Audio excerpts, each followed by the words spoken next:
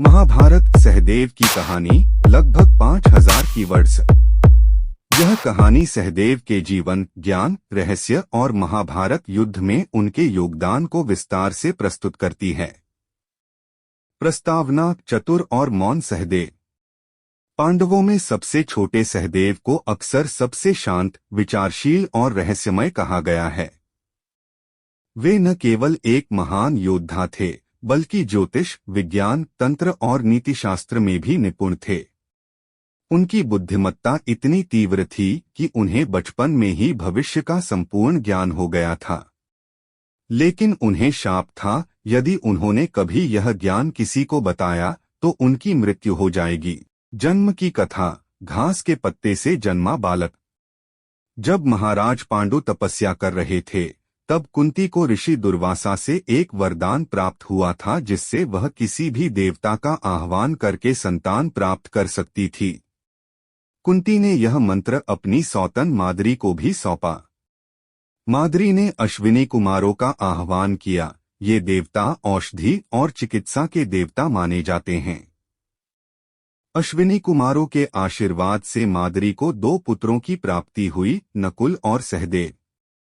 सहदेव का जन्म अत्यंत शुभ नक्षत्र में हुआ था। उनकी आंखें तेजस्वी थीं और उनका मस्तिष्क अद्भुत रूप से विकसित था। उन्हें देखकर ऋषियों ने कहा, यह बालक नक्षत्रों को पढ़ सकता है, यह ज्योतिष का मर्म जानता है। बचपन और शाप। एक पौराणिक कथा के अनुसार, जब पांडु की मृत्यु हुई और उनका अंतिम संस्कार किया गया, तो सहदेव ने चिता की राख को अपने मस्तिष्क पर लगाया।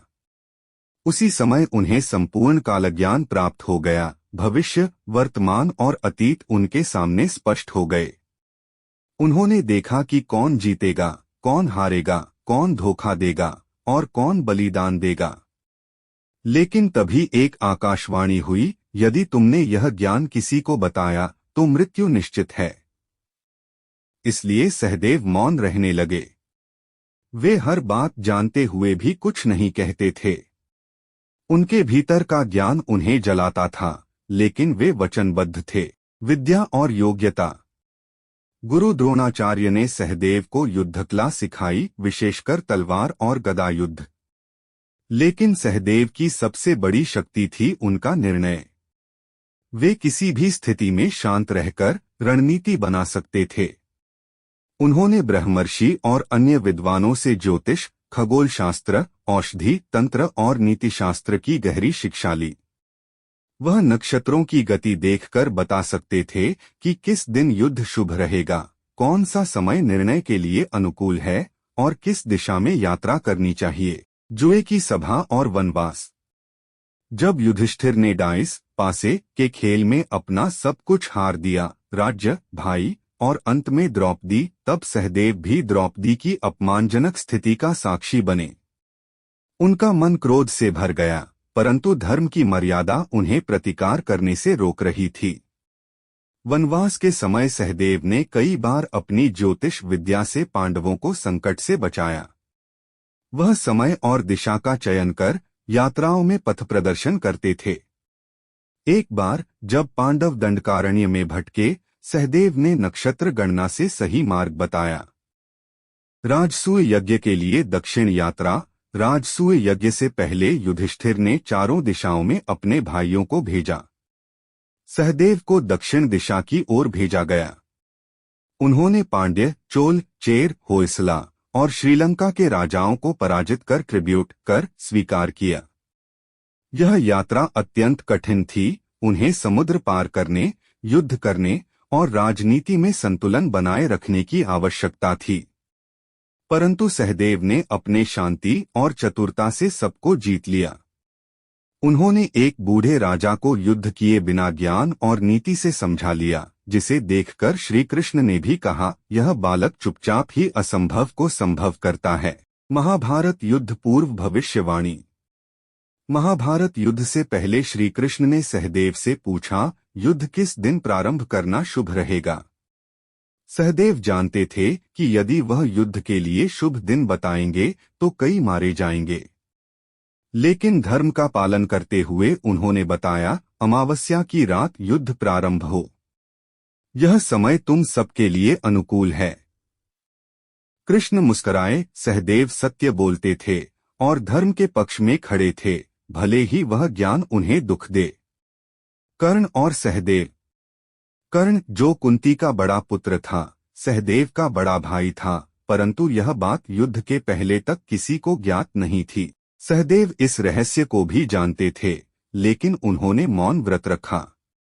उन्होंने ना ही कर्ण को बताया, ना पांडवों को। वह धर्म के बंधन में बंधे थे।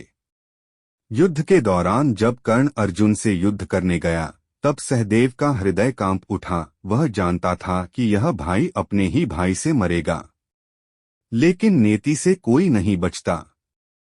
युद्ध में सहदेव का योगदान। सहदेव ने महाभारत युद्ध में कई वीर योद्धाओं को पराजित किया।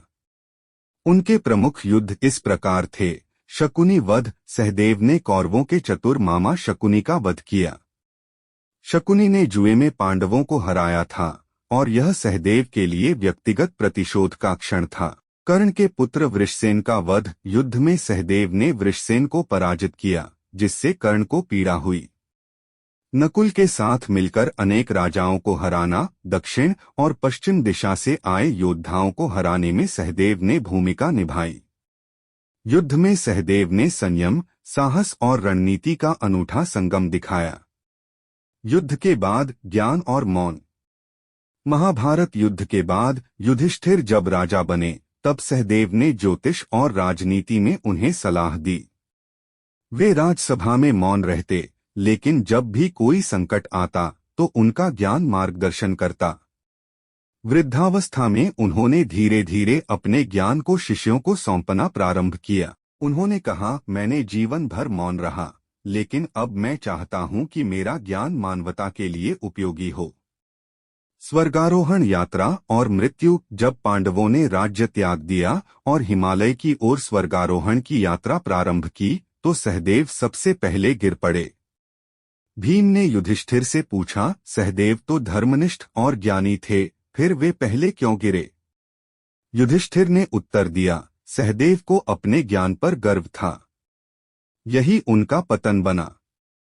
यह उत्तर दर्शाता है कि महाभारत में हर पात्र पूर्ण नहीं था, हर किसी में कोई ना कोई मानवीय कमजोरी थी। उपसंहार। मौन के भीतर गर्जना।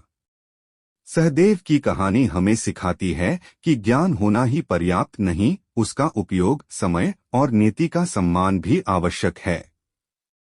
उन्होंने जीवन भर मौन रहकर भी इतिहास में अपनी अमिट छाप छोड़ी। वह नायक नहीं दिखे, परंतु उनके बिना युद्ध अधूरा था।